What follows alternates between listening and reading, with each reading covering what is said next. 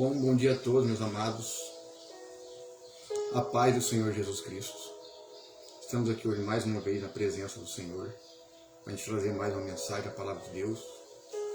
Este domingo abençoado, né? Que o Senhor possa abençoar aí tua casa, tua família, tua vida. Que o Senhor possa vir nos trazer mais uma palavra hoje. Continuando aqui a meditação do livro de João. Hoje nós vamos meditar João capítulo 19. Quero que nesta manhã, na presença do Senhor, que Ele possa abençoar seu dia, abençoar sua casa, sua família. Amém? Vamos aqui meditar. Baixar a mão um pouco fundo.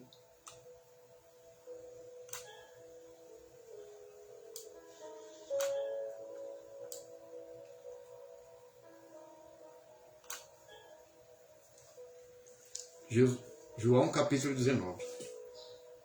Sendo assim, Pilatos tomou a Jesus e o mandou flagelar. Os soldados trançaram uma coroa de espinhos e a puseram na cabeça de Jesus. E ainda vestiram-no com uma capa de púrpura. Aproximando-se dele, diziam: Salve, Rei dos Judeus! E esbofeteavam seu rosto. Mais uma vez Pilatos saiu e afirmou aos judeus: Vede, eu os trago à vossa presença, para saber que não encontro neste homem motivo algum para o condenar. Então, assim que Jesus veio para fora, usando a coroa de espinhos e a capa de púrpura, disse a Pilatos ao povo: Eis o homem. Então você vê aqui que Pilatos não tinha nenhum motivo para condenar Jesus. Não tinha achado nenhum erro em sua boca. Tudo que ele falava era verdade. Como diz lá em Isaías 53, né? Se eu for em Isaías 53,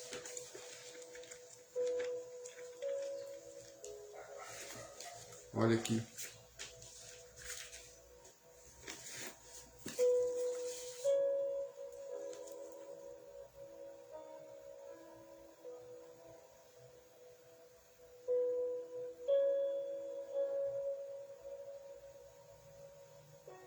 Aqui, ó.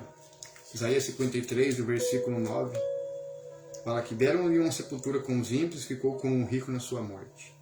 Embora jamais tivesse cometido alguma injustiça, nem houvesse qualquer engano ou inverdade em sua boca. Então aqui em Isaías 53, versículo 9, confirma que Pilatos não achou nada nele. No entanto, que a esposa de Pilatos tinha tido um sonho para que não o condenasse. Porque esse homem era um homem justo, era um homem santo. Mas infelizmente ali o próprio povo dele o tinham rejeitado. Vamos ver aqui, continuando. Então assim que Jesus veio para fora usando a coroa de espinhos e a capa de púrpura, disse Pilatos ao povo: Eis o homem. Ao verem, os chefes dos sacerdotes e os guardas gritaram. Crucificam, crucificam. Mas Pilatos contestou ainda, dizendo: Levai a vós outros e crucificai-o, pois eu não encontro nele alguma culpa.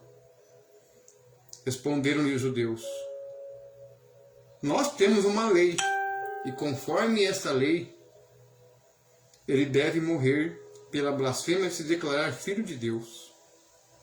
Então é que os próprios judeus, o próprio povo de Jesus, quis crucificar ele, né?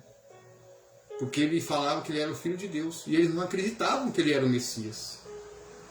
E se você ler Isaías 53, que fala do Messias, você vê que Jesus ele não tinha aparência, não tinha formosura, não tinha beleza, não era atraente aos olhos dos homens. Então, os judeus eles esperavam um homem belo, forte, com grande poder, né? Militar ali para destruir Roma. Não. Jesus ele veio de forma simples. De uma forma simples e humilde. E eles não davam crédito que ele era o Filho de Deus. Não imaginavam que ele poderia ser o Filho de Deus. E mesmo assim, os judeus, de tantos milagres que o Senhor fez, de tantas curas, tantos sinais ali que ele tinha feito no meio do povo ali, eles ainda duvidavam, eles ainda faziam de tudo. Mas sabemos que o inimigo, Satanás, o pai da mentira, já tinha possado esses homens. Já tinha endurecido o coração deles. Por eles não aceitarem o Messias. Continuando aqui, no versículo 7, como eu disse, vou ler de novo. Responderam-lhe os judeus: nós temos uma lei, e conforme essa lei ele deve morrer, pela blasfêmia se declarar filho de Deus. Entretanto, ao ouvir essa alegação, Pilatos ficou ainda mais atemorizado. E voltando para dentro do petróleo, interrogou a Jesus: de onde vens tu? Todavia Jesus não lhe deu nenhuma resposta. Então Pilatos o advertiu: tu te negas a responder-me? Não sabes que tenho autoridade para te libertar e poder para te crucificar? Aí Jesus afirma a ele: não terias qualquer poder sobre mim, se não fosse te dado lá de cima, do Pai. Por isso aquele que me entregou a ti é culpado de um pecado ainda maior. Desse momento em diante, Pilatos procurou libertar Jesus. Mas os judeus o ameaçaram, exclamando: se deixar esse homem vivo, em liberdade, não és amigo de César, pois todo aquele que se faz rei é contra César. Quando Pilatos ouviu esse clamor dos judeus, trouxe Jesus para fora no tribunal. Sentou-se no trono do juiz, em um lugar conhecido como pavimento de pedra, mas em aramaico era chamado de Gábata. E esse era o dia da preparação, a sexta-feira da semana da Páscoa, por volta da hora sexta.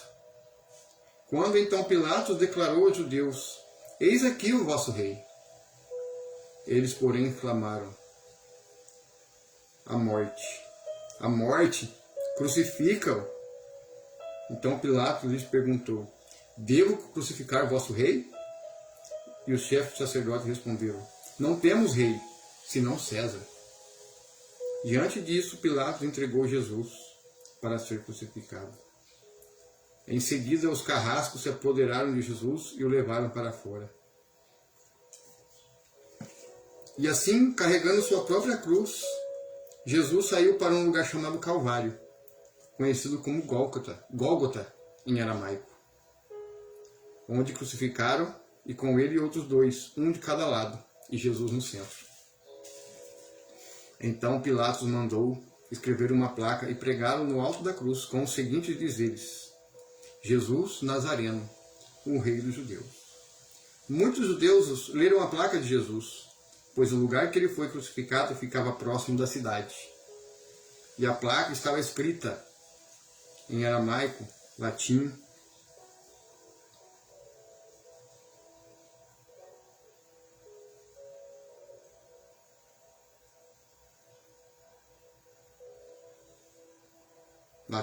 fala aqui, e grego.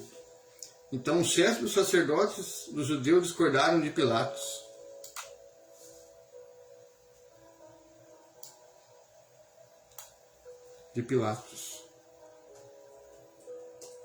Dizendo: não escrevas o rei dos judeus, mas sim esse homem se dizia rei dos judeus.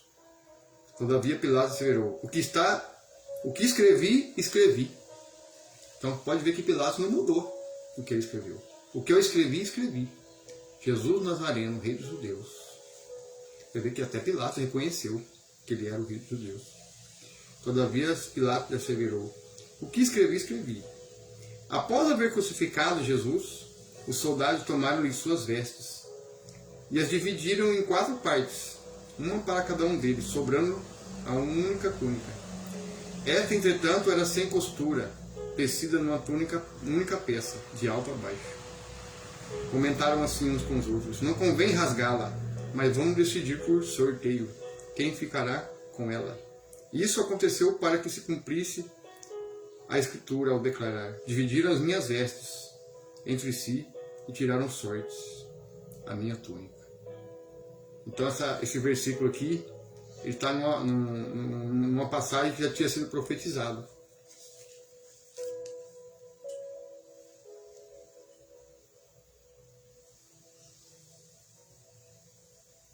Dividiram sortes, né, com ele.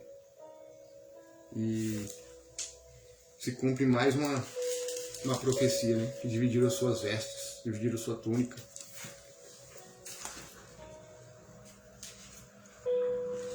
Vamos aqui ver.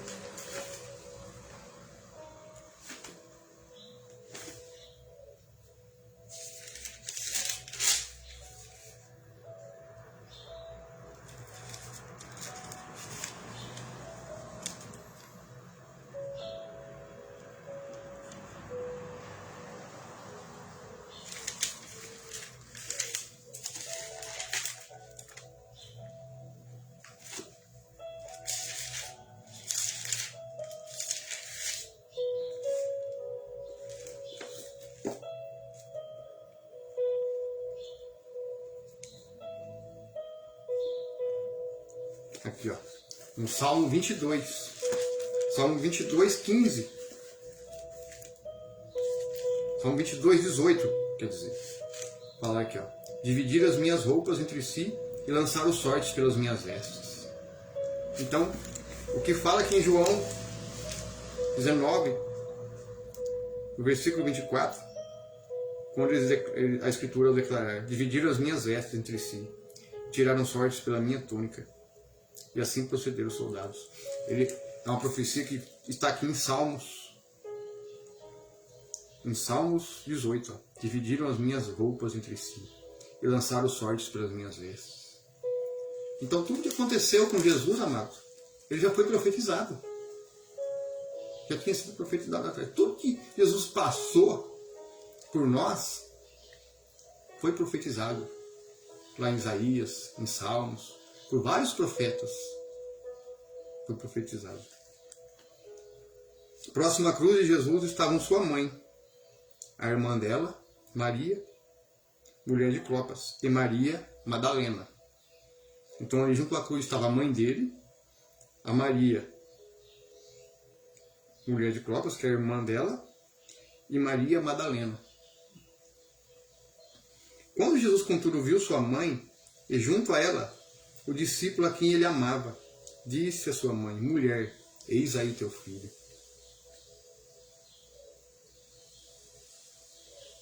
Em seguida disse a Jesus ao seu discípulo amado: eis aí tua mãe.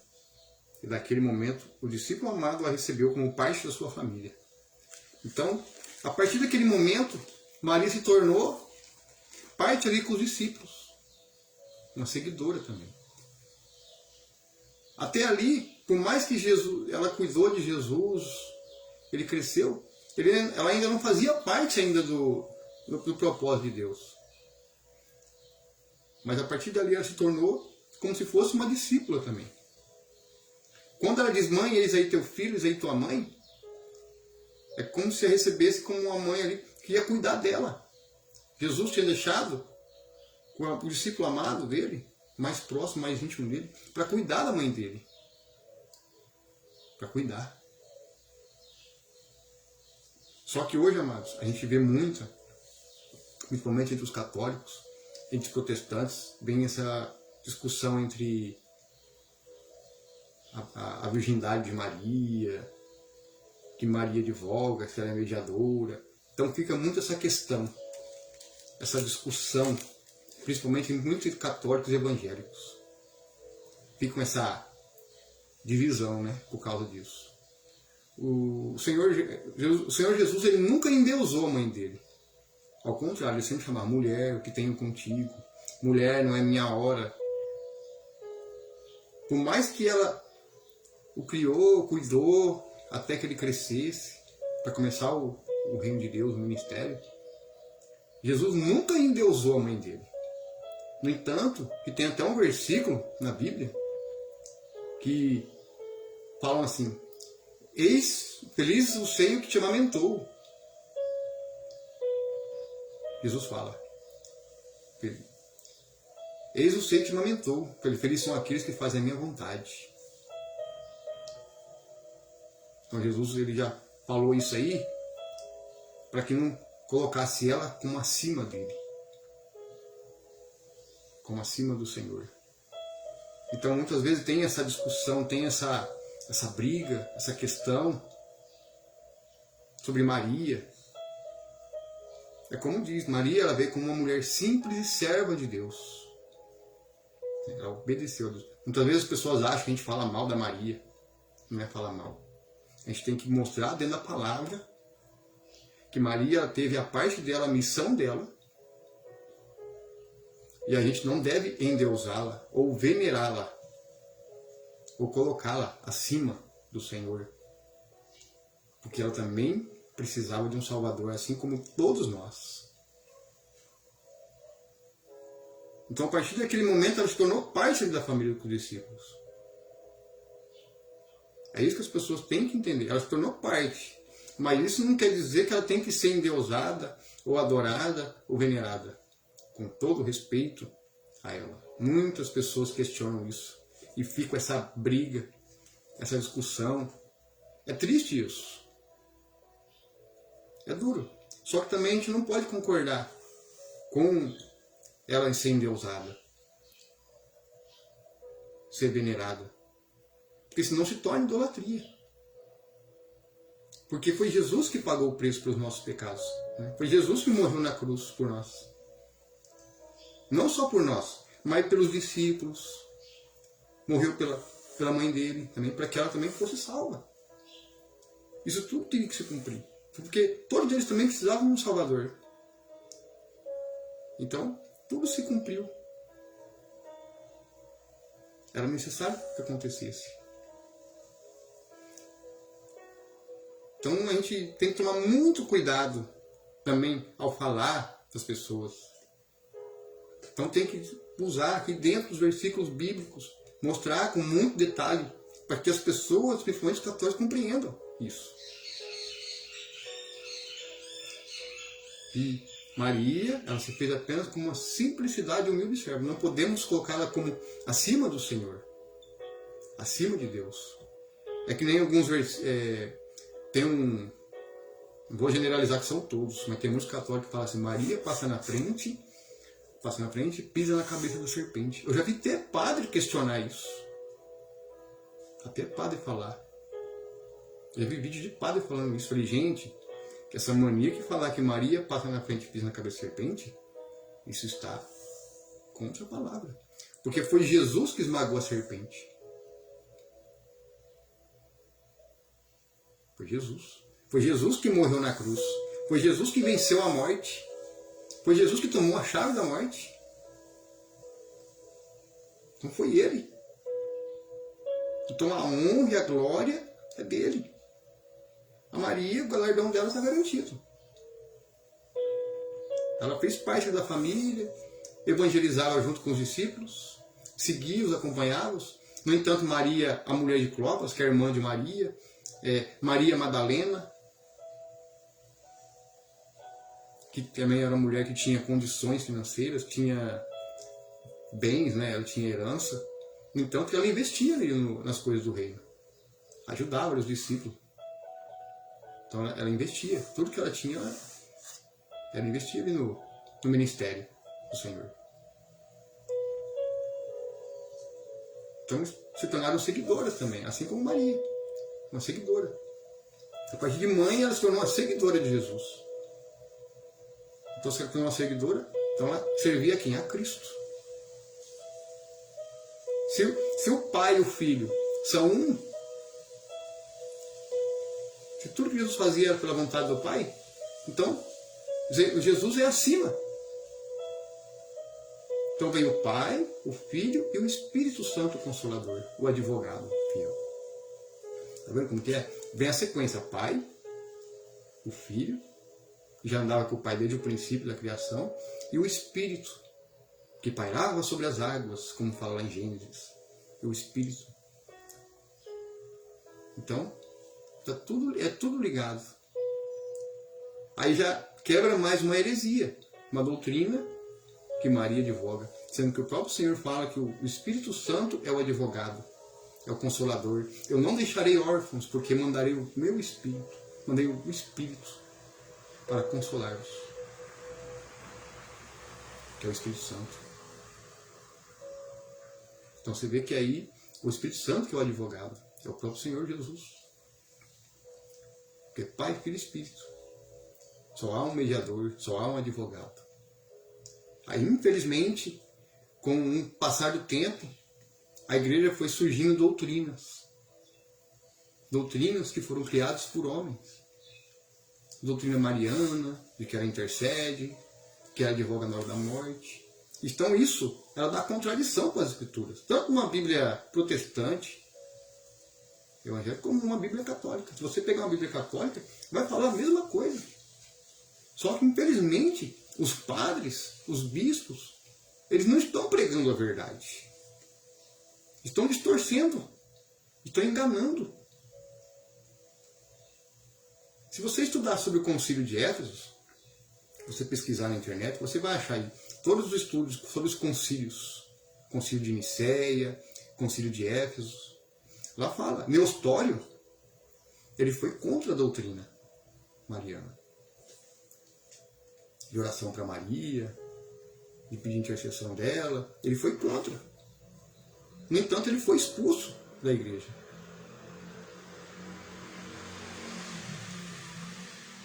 Não é que ele não reconhecia ela, que foi a mãe de Jesus aqui como homem. Mas eles começaram a criar doutrinas. Hoje, se você vê o Vaticano, tem padres, bispos denunciando as coisas erradas que estão acontecendo lá dentro. Porque o anticristo está tomando conta. Ele está usando o poder político, o poder religioso, para enganar as nações. É onde eu falo do grande engano. Então, Satanás, ele mudou a estratégia. Ele mudou a estratégia. Então ele vai usar todos os meios para enganar. É onde vai infiltrando essas doutrinas. Doutrinas de homens. É que nem, eu vou tirar um exemplo. Uma doutrina aqui de que os mortos intercedem por nós. Vamos supor, os mártires. Os santos que morreram em Cristo. Eles morreram, estão mortos. Mas suas almas estão lá no seio de Abraão, aguardando o dia da ressurreição. O grande dia. Então, como que eles podem interceder por nós se existe um grande abismo? Não existe um meio lá, tem um purgatório, onde as almas ficam ali purgando. Não existe. Isso está em contradição com as Escrituras, é mais uma doutrina. Hebreus 9:27 fala: ao homem é ordenado morrer só uma vez, após a morte segue-se o juízo. Assim como Cristo morreu só uma vez. Então Cristo não pode morrer de novo. Ele morreu só uma vez. É a gente que tem que tomar a nossa cruz e seguir e sentir na pele o que Jesus passou. Tomando a cruz de Cristo. Então por isso que eu falo. Muitas doutrinas foram surgindo. E o próprio apóstolo Paulo falava que surgiriam no meio de vós homens com doutrinas. E é o que acontece hoje. Não é só na igreja católica, como nas igrejas evangélicas também. Hoje em dia você vai ver nas igrejas evangélicas, você vê, eles fazem, como é que chama, o famoso, igual naquela época de Lutero, que foi contra a indulgência que os padres e bispos usavam, que a pessoa para ganhar o reino do céu ela tinha que pagar. Então eles aproveitavam daquele povo ali que não tinha um conhecimento da língua em grego, não conseguiam entender a Bíblia, então eles aproveitavam e tiravam. Utilizando o quê? A religião. Porque eles não tinham conhecimento daquela língua da igreja, que era o grego. Então eles não tinham conhecimento da palavra. Eles acreditavam naquilo que eles pregavam. Então, eles tomavam. Aí Lutero foi contra a venda de indulgências, quando ele teve acesso às cartas do apóstolo Paulo. Assim como o dia de hoje. Hoje, infelizmente, inverteu. Hoje quem vende indulgências é a igreja evangélica, fazendo envelopes de campanha, é campanha daquilo, é campanha daquilo, é campanha disso. Então, o inimigo ele mudou a estratégia. Usando esses homens, esses lobos, esses devoradores. Então, eles vão usando todos os meios. Vão usando todos os meios de engano. Então ele muda. Para tirar o dinheirinho daquela pessoa. O dízimo e a oferta é uma coisa que tem que ser voluntária, tem que ser da pessoa. Tem que ser de coração. Não fazer por força, obrigando a pessoa a dar. Tanto dízimo como oferta. Mas sim a pessoa fazer pela própria vontade dela, de coração. O próprio Senhor Jesus fala, não faça nada por obrigação, né? Faça conforme o que Deus propõe em seu coração. Então não pode ficar exigindo. Tem que ser de acordo com o que a pessoa sentir no coração. Então hoje cabe enfim eles usando isso e aproveitando da fé das pessoas. Usando versículos bíblicos e não ler texto e contexto. Então eles usam. O inimigo ele usa essa estratégia, né? Vamos tirar o dinheiro do povo, vamos arrancar. Você acha que o Senhor se agrada com isso? Sendo que Mateus 10:8 é de graça o Evangelho, de graça recebeste, de graça deve dar. É por isso que eu falo, hoje temos que ter muito vigilantes, atentos. Por isso que a gente tem que ler a Escritura, ler, pedir direção de Deus, para ver se você não está sendo enganado, se não estão extorquindo, usando a palavra de Deus. A palavra de Deus, amados, está aqui, ó. Tem muitas coisas marcadas aqui nos estudos com isso. Se a gente for, por tudo que a gente ouve dos líderes religiosos, de pastores, até de padres, você continua no engano. Agora, quando a partir do momento que você começa a ler, começa a entender a Bíblia, o próprio Espírito Santo começa a dar direção e entendimento, você vai ver quanto engano tem. Quando eles usam a palavra de Deus. Então, para que lado estou usando a palavra? Para ganhar almas ou para ganhar dinheiro?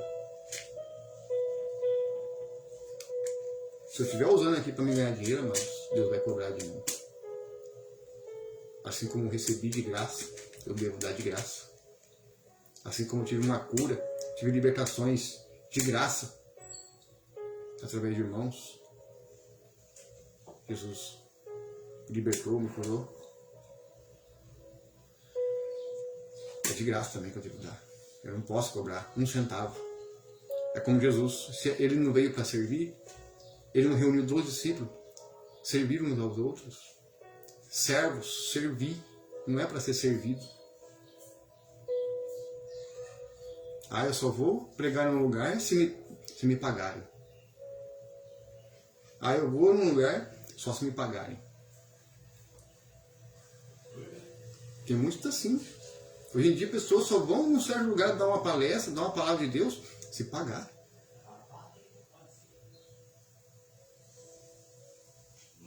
Então, muitos pregadores hoje estão fazendo por interesse. Não por amor à palavra, não por amor às almas, e sim por interesses próprios. E é triste isso, ver isso. Por isso que hoje a gente usa a internet como meio de propagar o Evangelho. Porque aqui todo mundo tem acesso à internet. E através da internet a gente pode levar a palavra de mensagem de salvação, de cura, de libertação. Mostrar os ensinamentos de Jesus dentro da palavra. Ensinamentos que podem mudar a nossa vida. Então, através da palavra, a gente tem respostas. Então, tudo que a gente passar de conhecimento para as pessoas é para fins, não para fins próprios, mas sim para as pessoas também ter o acesso de graça. E hoje nós temos a internet. Eu sei que tem muita gente que usa a internet também para ganhar dinheiro. Monetiza canal. Aqui no Facebook apareceu esse negócio de estrelinha para mim aqui. De engajamento. Eu coloquei mais para engajar o quê? Para dar mais alcance. Mas eu não configurei nada para receber. Aqui aparece para mim, porque configure-se, né, para receber alguma coisa. Não quero. Não configurei nada. Por quê? Porque a palavra tem que dar de graça aqui.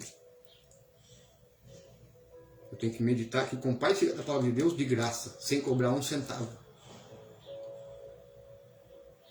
Eu não posso usar a internet também para ganhar dinheiro. No YouTube, muitos monetizam os canais. com anúncios. Eu tenho meu canal no YouTube, meu canal não é monetizado. Eu não coloquei para não monetizar. Se é de graça, então eu não posso monetizar. Se Deus me dá força, me dá saúde, me dá vigor, me dá um trabalho, tenho um trabalho para me sustentar, para que eu vou monetizar? Para que eu vou querer ganhar dinheiro? Se Deus me dá saúde, força, fé e coragem para me trabalhar, não preciso.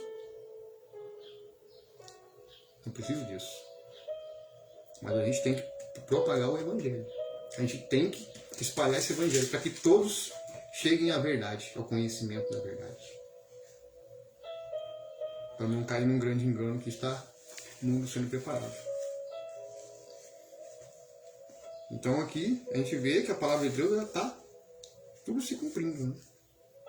Então essa meditação aqui, tudo que Jesus passou, sofrimento, rejeição, humilhação, por amor às nossas almas, para que todos fossem salvos por meio dele, através da fé.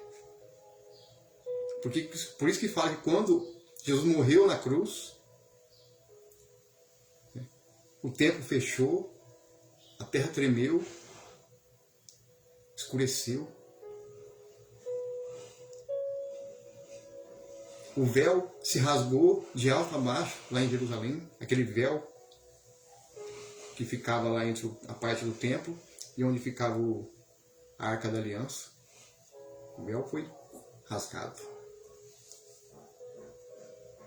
O véu partiu ao meio, no lugar lá do Santo dos Santos, tinha a parte do Santo dos Santos, para que todos tivessem acesso através dele. Por isso que tudo tinha que se cumprir. Tudo que Jesus passou foi profetizado por profetas, Isaías, Jeremias, Daniel. Muitos profetas profetizaram tudo que Jesus ia passar. Aqui em Salmos, como fala aqui, ó, repartiram suas vestes. Tudo tinha que se cumprir para que nós todos tivéssemos acesso à salvação por meio da fé.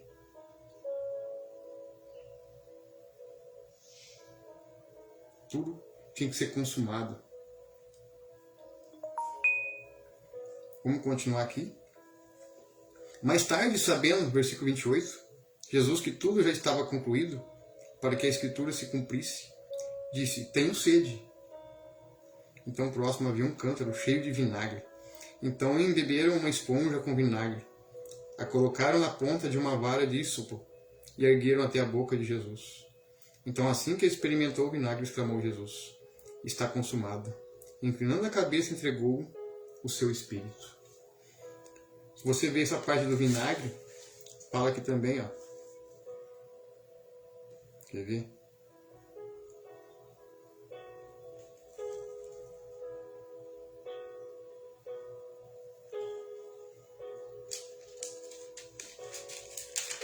O Salmo 22 fala o Salmo da Cruz. Mas tem um aqui que fala dessa parte do vinagre. Quer ver aqui? Vamos ver aqui qual versículo que está. Ah, sim, é Salmo 29. 29 não, 69. Deixa eu ver. Salmo 69.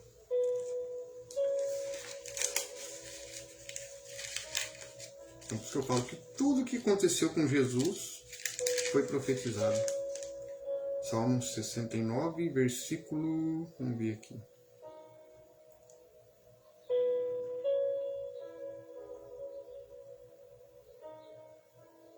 Aqui, Salmo 69 fala também, ó, o lamento do Messias na cruz.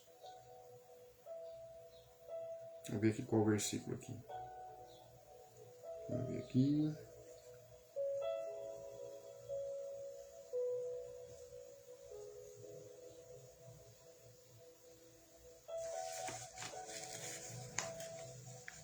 Aqui, ó. 69, versículo 21. Ao contrário, puseram veneno em meu alimento e vinagre me ofereceram para mitigar a minha sede. Olha que interessante. No Salmo 69, versículo 21, fala essa parte do vinagre. Você vê que os soldados fizeram para ele quando estava com sede na cruz. E assim experimentou o vinagre e está consumado. E que na cabeça entregou o seu espírito. Você vê como que tudo que Jesus passou, está profetizado até no livro de Salmos. É incrível, né?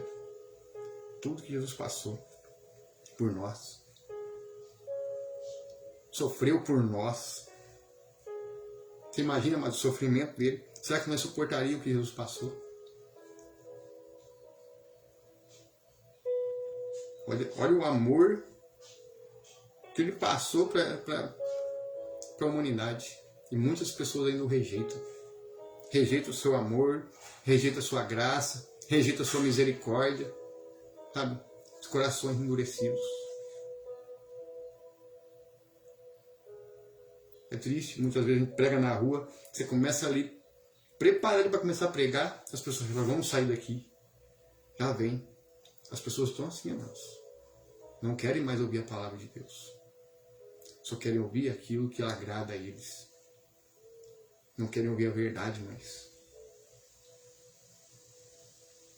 É triste isso. Infelizmente é triste a gente ver isso. É muito triste. Aí continuando aqui no versículo 31 de João 19. E porque era o dia da preparação da Páscoa, véspera de um sábado, especialmente sagrado, os judeus não admitiam que os corpos ficassem na cruz durante o sábado. Pediram então a Pilatos que mandasse quebrar as pernas dos crucificados e retirar os seus corpos. Sendo assim, vieram os soldados e quebraram as pernas do primeiro e em seguida do outro homem, que com Jesus havia sido crucificado. Os dois ladrões da cruz, né? Mas quando se aproximou de Jesus e viram que ele já estava morto, não lhe quebraram as pernas. Contudo, um dos soldados perfurou do lado, Jesus com uma lança. E imediatamente brotou sangue e água. E aquele que a isso presenciou, isso deu seu testemunho, o seu depoimento. É verdadeiro, pois ele está consciente que está relatando a verdade para que também vos creiais. E todas essas coisas ocorreram para que se cumprisse a escritura. Dos seus ossos, nenhum de seus ossos seria quebrado. Você vê, né? Nenhum osso de Jesus foi quebrado. Por mais que ele foi torturado, humilhado ali, lacerado na sua carne, nenhum osso seu foi quebrado. Então, amados, se o seu osso nunca foi quebrado até hoje, amados, é porque Deus não permitiu. Muitas vezes a gente passa por tantas coisas na vida, né? Às vezes certos acidentes, sofre, e muitas vezes acaba saindo ilesos, sem um osso ser quebrado. Isso aí é livramento. Isso é a proteção de Deus. Quantas pessoas hoje sofrem um acidente e você olha assim e fala, nossa, é impossível. Nossa, a gabine daquele carro, daquele caminhão, virou uma sardinha. Não aconteceu nada com a pessoa. Livramento. Por isso que eu falo, mas quando você anda com o Senhor, quando você anda com Deus, o inimigo pode fazer de tudo contra a sua vida. Mas Deus não vai permitir que nenhum osso seu seja quebrado, assim como não foi de Jesus. Então aquele que se torna seguidor de Jesus, pode ter certeza, mas nenhum de seus ossos será quebrado. Só se Deus permitir. Mas se Ele não permitir, nenhum. Nenhum osso. É incrível isso. Eu falo isso de testemunho, né, de um acidente que eu tive na entrada da cidade um tempo atrás, que eu fui no dentista em Araçatuba. Aí eu tinha ido no mercado ali no Rondon, na Cobrac. E nisso o Senhor tocou no meu coração para ir na livraria evangélica, pegar uns panfletinhos. Pra gente, quando a gente vai fazer a obra na rua, a gente entregar, né, uma mensagem da palavra de Deus à pessoa. E no dia que eu cheguei na entrada da cidade, tinha um óleo, eu acabei escorregando, sofri um acidente. Eu pensei que tinha quebrado o braço, ou deslocado o ombro aqui. No entanto, ficou até a marquinha aqui, ó. Ficou o ossinho aqui pra cima, assim. Mas, pra honra e glória do Senhor Jesus, não quebrou nada. Não fraturou um nervo, nada. Né? Eu não mexia nem o braço, não conseguia nem levantar. Não tinha força. Em menos de 10 dias, meu braço recuperou. Pra honra e glória dele. Foi um livramento que ele me deu. Então, por isso que eu falo. Quando a gente toma a cruz de Cristo, pode vir qualquer situação. Mas nenhum osso será quebrado. Assim como o de Jesus. Às vezes você vai ser torturado. Às vezes você vai ser chicotear também. Quando você tomar cruz, quando começar a perseguir a igreja, vão te bater, vão te espancar. Mas pode ter certeza, nenhum osso vai ser quebrado. Vão fazer a mesma coisa com os cristãos. Mas nenhum dos seus ossos será quebrado. É como eu falo, só se o Senhor permitir. Por isso que eu falo, é forte, né? Essa palavra é muito forte. E tudo que falou aqui se cumpriu, né? Vamos ver aqui.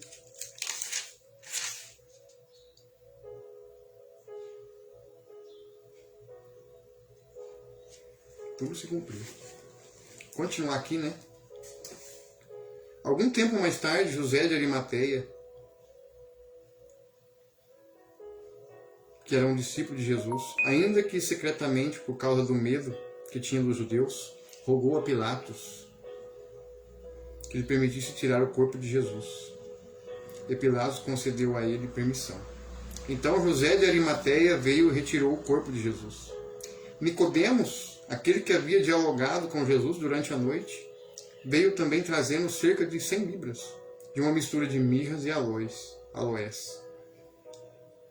Assim pegaram o corpo de Jesus, o envolveram em faixas de linho, juntando as especiarias conforme a tradição judaica de sepultamento.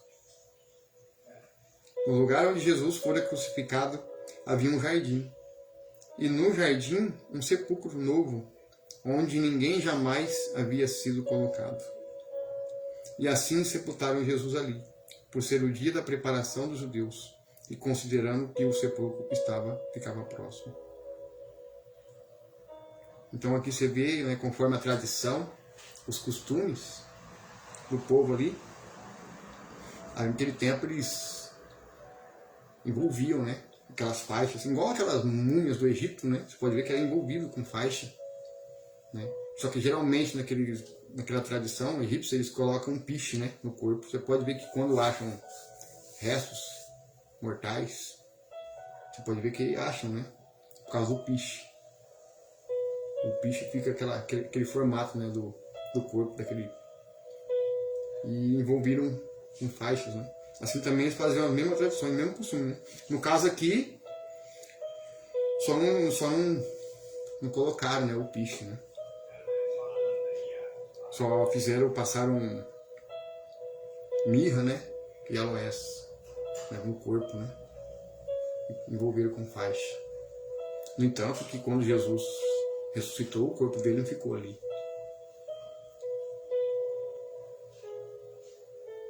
Não acharam mais o corpo dele. E assim se cumpre, né.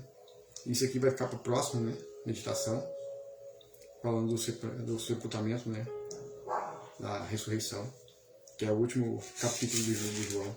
Não, o último não, 21, né? Que é o último capítulo. Na próxima meditação estarei falando sobre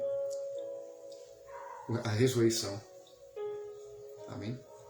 Então, amados, que a gente saiba, né, que Jesus, quando ele veio ao mundo, ele não veio para condenar, e sim salvar o pecador. Então é tempo da gente se colocar diante de Deus, se consertar diante do Senhor, porque Jesus está às portas. Você vê aí os sinais, a gente vê tantas coisas acontecendo no mundo, tanto no meio político, no meio religioso. A gente vê sinais na terra, sinais no céu. Vou pegar um exemplo aqui. Ontem, na madrugada de ontem, estava muito calor. Eu tive que usar o ar aqui para dormir. Eu coloquei na temperatura ambiente, né? Não muito gelado também, né? Estava calor. E de ontem para cá, amados, o clima mudou. Você pode ver que o tempo mudou, a chuva já esfriou. Então você pode ver que a Terra está passando por um processo. A Terra está sendo abalada. E Jesus, ele fala dos sinais. Jesus, ele não fala o dia e a hora que ele vai voltar.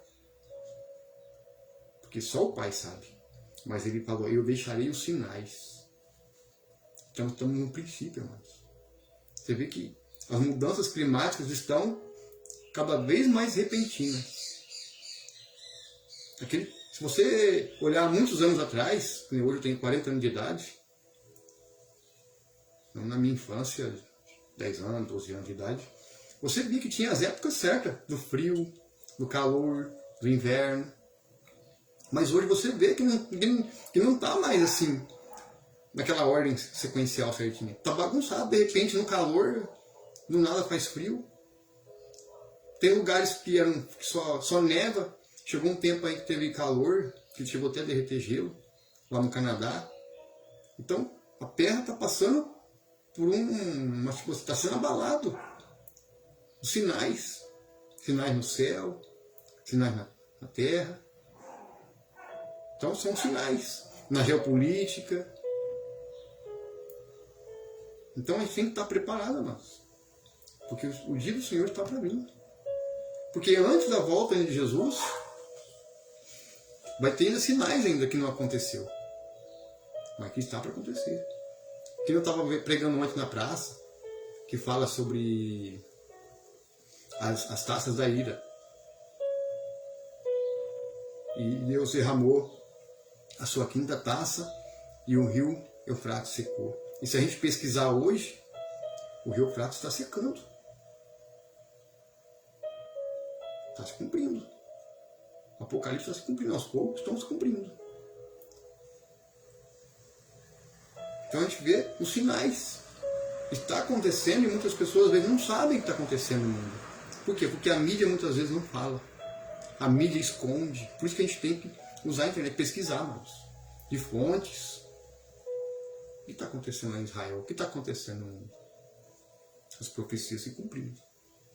Então a gente tem que saber um pouco de geopolítica, saber o que está acontecendo. Porque muitas vezes você sabe o que está acontecendo aqui no Brasil, mas não sabe o que está acontecendo lá fora. Porque a mídia não fala tudo. A mídia esconde. A mídia está no poder da mão do anticristo. Tem controle. A maçonaria controla. A Babilônia toda controla. Mas as coisas estão acontecendo aos poucos. Procura aí em canais de documentários que falam sobre o rio Eufrates. E você vai ver que realmente o Eufrates está secando. E está se cumprindo uma profecia. Que o rio Eufrates secaria. Tudo está se cumprindo conforme a palavra de Deus. Então a gente tem que estar atento a esses sinais. Sinais no céu, sinais na terra, sinais na geopolítica.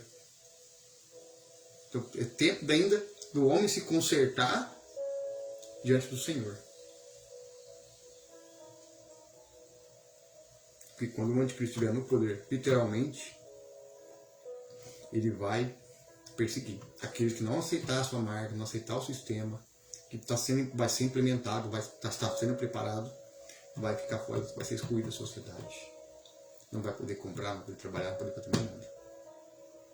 Então é tempo da gente se colocar diante do Senhor, se preparar, se fortalecer espiritualmente, para a gente suportar tudo isso até a volta de Jesus.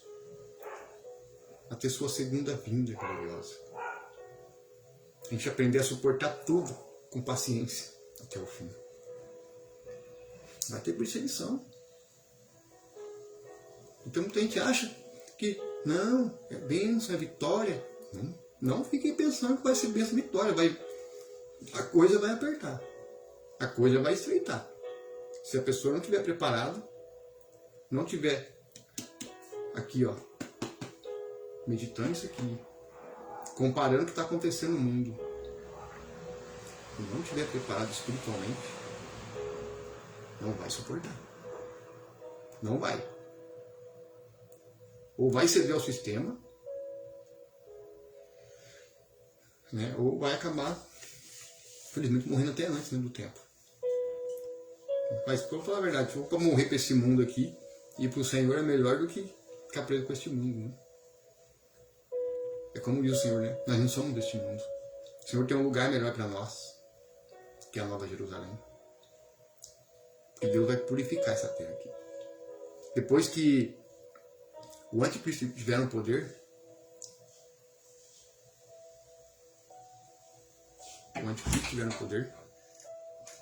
Deus vai vai Tá lançar a ira meditando dele. ainda?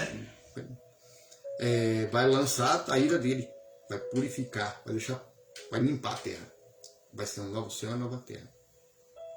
Então a gente tem que estar preparado, né? Para estar diante do Senhor.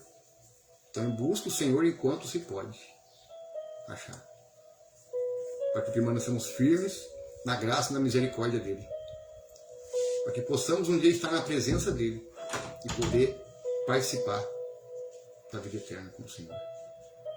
Então não se apegue às coisas deste mundo, não se apegue às coisas materiais, não se apegue às coisas terrenas, né? Se conserte, viva diante de Deus, tenha paz em espírito com o teu próximo, com Deus. A melhor coisa a ter é paz de espírito e paz na alma. Então não se apegueis a este mundo. Porque o próprio Jesus fala, né? Eu não sou deste mundo. O meu reino não é deste mundo. Entanto que ofereceram para ele, né? Satanás ofereceu os reinos deste mundo. E Jesus não aceitou. Jesus poderia ter dito tudo se ele quisesse. Se tivesse se prostrado diante de Satanás. Mas ele não aceitou. Então também não podemos. Às vezes vai vir pessoas com ofertas para você, ó. Se você negar Jesus, eu mudo sua situação, a sua conta financeira.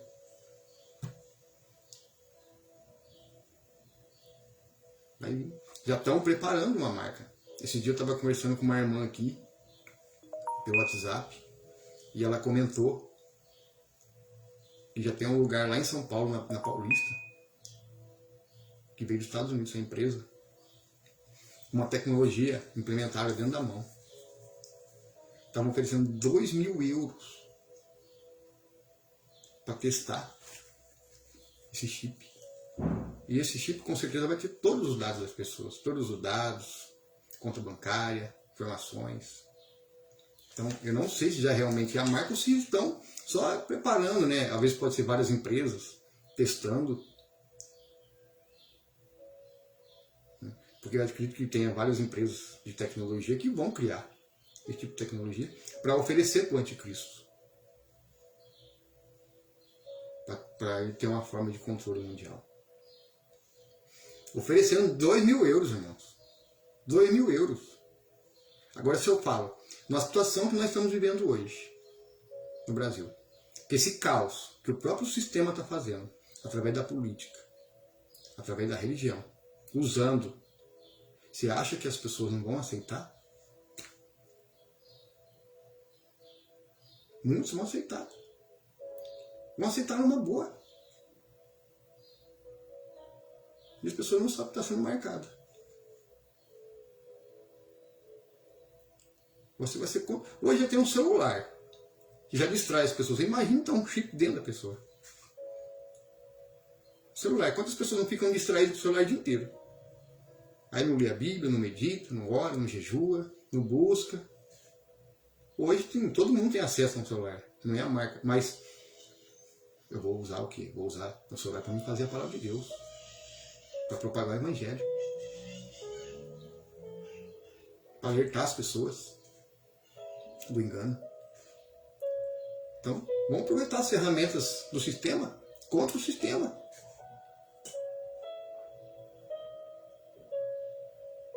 Então, para que fim você está usando? Agora tem gente que usa para o lado errado, ao contrário, né? Infelizmente, fica distraído com outras coisas, rede social, conversinhas ali alheias, vendo a vida dos outros, e muitas vezes esquece de olhar a si mesmo. Então a gente tem que estar preparado. Está preparado para falar não. Quando chegarem te oferecendo aqui, ó, eu te dou tanto para você negar Jesus. Já aqui no meu Facebook, já veio gente do Illuminati me oferecendo. Eu me entrasse no grupo deles, eu já excluí. Porque eu sei, eles vão oferecer riqueza. E eles infelizmente, hoje, através da internet, rede social, como eles têm todas as informações, eles sabem da situação da gente. O sistema sabe. O maligno sabe. Então, o maligno ele vai usar ali todos os meios. Ó, eu vou te oferecer aqui, vai mudar a sua situação. Vou te oferecer dinheiro. Então, ele quer caminhar a pessoa para o caminho fácil. Esse fácil, mas que é o perigo. É o caminho largo. Porque a pessoa está preocupada com o dinheiro. Esquece da alma. Jesus fala, aquele que quiser vir a mim vai ter que renunciar. Vai ter que renunciar ao mundo. Renunciar a tudo. Então está disposto a perder sua vida? Está disposto a perder tudo por amor a Cristo? É estreito o caminho. Aquele que quiser ganhar o mundo vai perder sua alma. Mas aquele que renunciar ao mundo, esse será salvo. Mas aquele que quiser ganhar o mundo, esse vai perder sua alma. E Jesus não quer isso para nós, né? Nem para mim, nem para vocês que estão ouvindo, ou para quem vai ouvir depois essa mensagem. Jesus não quer isso. Jesus quer que nós todos participemos da vida eterna. Onde vai haver paz, onde não vai haver mais enfermidade, não vai haver mais dor, não vai haver mais tristeza. Um lugar de paz. É isso que o Senhor quer promover para nós. Mas não neste mundo. Infelizmente, este mundo já está condenado.